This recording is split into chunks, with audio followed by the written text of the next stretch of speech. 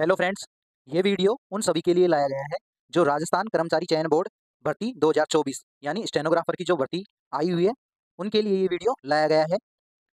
तो इस वीडियो में बताया जाएगा कि कितनी पोस्ट के लिए भर्ती आई है, कितने फॉर्म गए हैं, सिलेबस क्या रहेगा, डिक्टेशन कैसी आएगी, टाइपिंग की स्पीड क्या रहेगी। ठीक है, ये कुछ पॉइंट है, इनके आधार पर आपको पूरी डिटेल मिलेगी। ठीक है, और इसके बाद बताया जाएगा कि पेपर में फर्स्ट पेपर कैसा आएगा। ठीक है, उसमें क्या पढ़ना है, क्या जरूरी है, कहाँ से पढ़ना है, कितना पढ़ना है।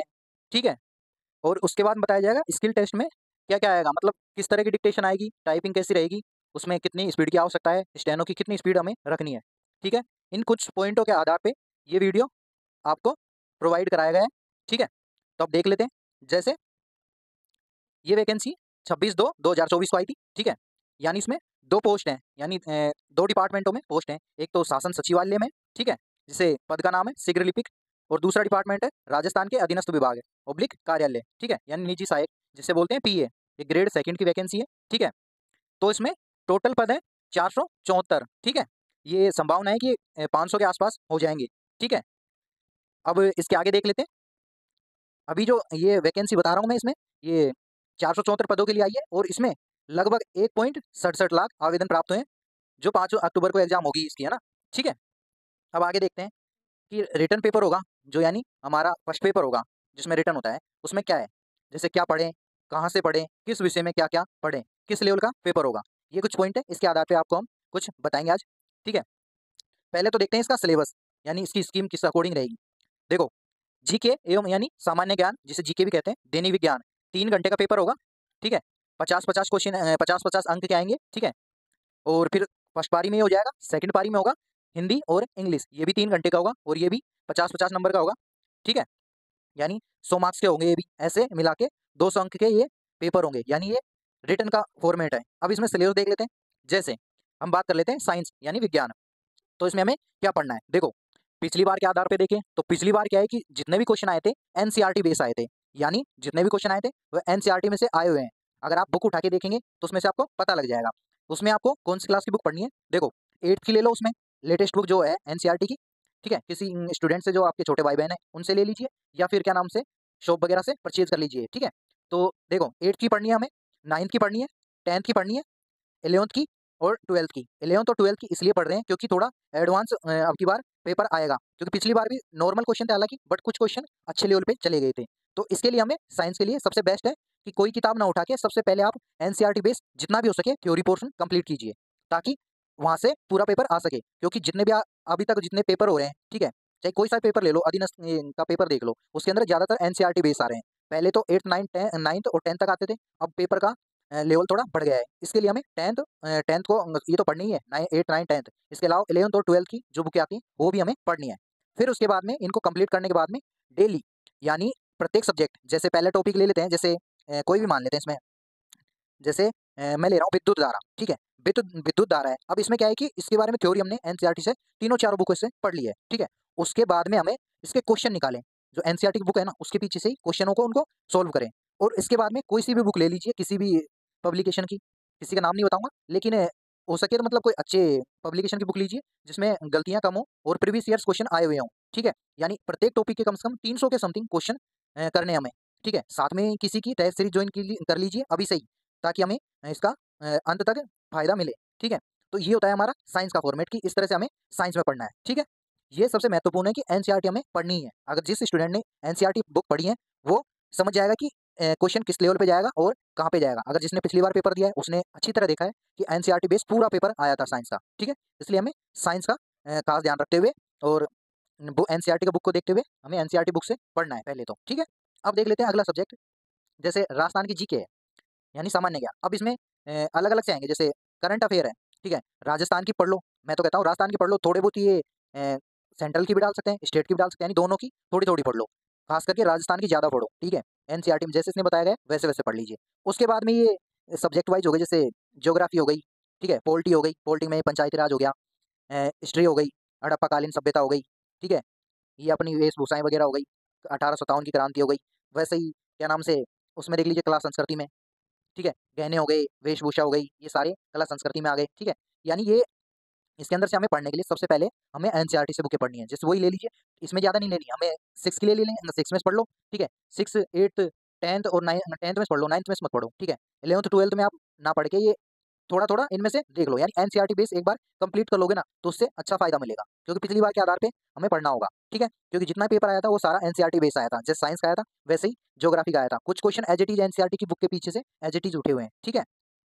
ठीक है, तो ये तो हमारा जीके का है, ठीक है। उसके बाद में देख लेते हैं, अब ये दोनों पेपर, ये जो यानी साइंस और जीके है, ये तो हमारा फर्स्ट पेपर हो गया, यानी फर्स्ट फे उसमें हो जाएँगे फर्स्ट फेज़ में, ठीक है। उसके बाद में अब अगला है, जैसे इंग्लिश हो गया और हिंदी हो गया, ये दोनों एक साथ होंगे, ठीक है। यानी फर्स्ट पारी में तो जीके हो जाएगा, जीके और साइंस, सेकंड पारी में होगा इंग्लिश और हिंदी। अब देख लीजिए हिंदी, हिंदी के लिए सबसे अच्छी बुक है कि आप वर्णमाला जो आती है हिंदी की, ठीक है, 12th क्लास की समथिंग शायद 12th या 8th या 10th की एक बुक आती है एनसीईआरटी बेस, ठीक है। या तो मैं प्रोवाइड करा दूँगा ग्रुप में, उसमें से आप एनसीईआरटी के बेस में जितने भी जैसे पर्यायवाची हो गए हमारे, ये विलोम शब्द हो गए, अनिकार्ती शब्द हो गए, मुहावरे हो गए, ये सारे करीब एनसीईआरटी से उठे हुए थे। तो उसके अंदर से हमें जैसे शुद्ध वर्ड हो गए, शुद्ध क्या नाम से वाक्य हो गए, ये जितने भी हैं सारे एनसीईआरटी से पढ़ो एक बार तो। फिर उसके बाद में वही किसी और की बुक ले लीजिए, किसी पब्लिकेशन अच्छे पब्लिकेशन की, तो उसमें से पढ़ लीजिए, ठीक है। थोड़ा लेवल अप रहेगा इस बार, इतना बार ध्यान रखें, क्योंकि पिछली बार का ये था कि पोस्टें ज़्यादा थी, फ़ॉर्म कुछ लोग कम भरवाए थे, ठीक है। लेकिन अब की बार उन लोगों ने फ़ॉर्म ज़्यादा भरा है, जिनका स्टेनो से कोई वास्ता नहीं है, ठीक है। ये स्टेनो ऐसे सोच रहे हैं कि बाद में हम कर लेंगे, ठीक है। लेकिन अगर जो ये सोच रहा है कि स्टेनो 3 महीने में हो जाएगी, 6 महीने में हो जाएगी, ऐसा कुछ नहीं होगा, ठीक है। इसके लिए है कि स्टेनो भी अगर करना चाहते हैं तो अभी से स्टार्टिंग करें, अभी भी थोड़ा लेट है, बट अगर अभी से ही मेहनत ना करी तो ये पेपर बिल्कुल क्लियर नहीं हो पाएगा, ठीक है। ये तो स्टेनो की बात थी, ये अभी आगे बात करते हैं थोड़ी। ये था पेपर हिंदी का, इसके अंदर हमें एनसीईआरटी से पढ़ना है, ठीक है। अब इंग्लिश का देख लेते हैं। अब जैसे इंग्लिश में है, या तो सबसे बेस्ट है कि आप लूसेंट ले लीजिए, ठीक है। लूसेंट नहीं लेते हैं तो इसमें देख लो, सिनोनिम्स और एंटोनिम्स ये हमें डेली कम से कम 20-20 दोनों करने होंगे, यानी 40 वर्ड यानी डेली हमें पढ़ने होंगे। कहीं से पढ़ो, प्रीवियस ईयर्स पढ़ो, यानी या तो एसएससी का सपोर्ट ले लो या पिछली बार आए हुए हैं उसके आधार पे पढ़ो, ठीक है। लेकिन हमें डेली करने होंगे। बाकी ये रहे टेंस हो गए, वॉइस हो गए, नरेशन हो गए, ये हमें क्या नाम से, ये किसी की क्लास लो पहले तो, ठीक है। किसी अच्छी उसकी कोचिंग की क्लास ले लो, ठीक है। उसके बाद में इसके क्वेश्चन करो, ठीक है। प्रत्येक टॉपिक के प्रैक्टिस करो, एक लो लेवल से भी लो और एक अच्छे लेवल पे भी लो। इंग्लिश और हिंदी ये ऐसे सब्जेक्ट है जिसमें आप लोग ज़्यादा नंबर कह सकते हैं। मानते हैं कि जैसे जीके और साइंस इसका पेपर थोड़ा अप रह सकता है, ठीक है। लेकिन जीके और साइंस ये क्या नाम से इंग्लिश और हिंदी इसमें हमें पूरे-पूरे नंबर लाने हैं, तो इसमें थोड़ी मेहनत करनी पड़ेगी, ठीक है। यानी इस पेपर में आराम से नंबर अच्छे आ सकते हैं। इंग्लिश में ज़्यादा टॉपिक नहीं है, इसमें गिने-चुने टॉपिक है, ठीक है। तो ये था हमारा पेपरों का, यानी रिटर्न का कैसे क्या रहेगा फॉर्मेट, ठीक है। और इसको करने से पहले ये पढ़ने से पहले एक बार प्रीवियस ईयर्स पेपर जो भी 2018 में हुआ है, उस पेपर को एक बार ज़रूर देख लें। टॉपिक वाइज़ पढ़ने की कोशिश करें, समझने की कोशिश करें कि किस तरह का पेपर आया था। उससे पहले का 2011 में हुआ था, वो देखें। हालाँकि उसका कोई लेवल नहीं था, लेकिन इस बार का 2018 का लेवल ठीक था। इससे अब की बार थोड़ा अप ही आएगा पेपर, इतना जान लीजिए, ठीक है।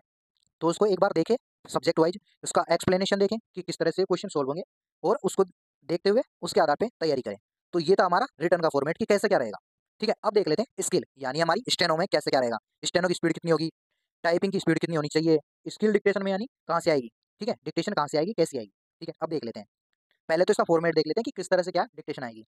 तो देखो, इंग्लिश वाले जो इंग्लिश स्टेनो से, ठीक है, उनके 100 शब्द प्रति मिनट यानी 100 डब्ल्यूपीएम स्पीड से स्टेनो बोली जाएगी, यानी 10 मिनट की डिक्टेशन होगी, ये 100 मार्क्स की होगी, ठीक है। वैसे ही हिंदी वालों के लिए है, हिंदी वालों के लिए है कि इनके लिए भी वही 100 शब्द यानी 100 डब्ल्यूपीएम की स्पीड से रहेगी, ठीक है। और 10 मिनट की डिक्टेशन रहेगी और 100 अंक की होगी। अब इंग्लिश वालों के लिए ट्रांसलेट के लिए 60 मिनट का टाइम दिया गया है, यानी पूरा 1 घंटा मिलेगा, ठीक है। अब हिंदी वालों के लिए है कि 70 मिनट यानी 1 घंटा 10 मिनट। तो इंग्लिश वालों के लिए 10 मिनट कम है, ठीक है, और हिंदी वालों के लिए 10 मिनट ज़्यादा है, ठीक है। अब इसके बाद देख लेते हैं कि हकीकत में कैसे क्या रहेगा प्रोसेस इसका, ठीक है। स्टेनो की स्पीड की बात करते हैं, तो देखो इन लोगों ने बोला हुआ है 100 की स्पीड, तो 100 की स्पीड हमें नहीं रखनी है, हमें रखनी है 105 से 110। 105 को भूल जाओ, 110 की हमें स्पीड रखनी है, ताकि अगर स्पीड से भी अगर डिक्टेटर बोलता है तो हमें लिखने में कोई परेशानी नहीं हो, हाथ वगैरह दर्द ना करे, यानी पेन नहीं हो हमें, ठीक है। इसलिए हमें 110 की स्पीड से प्रैक्टिस करनी है, ठीक है।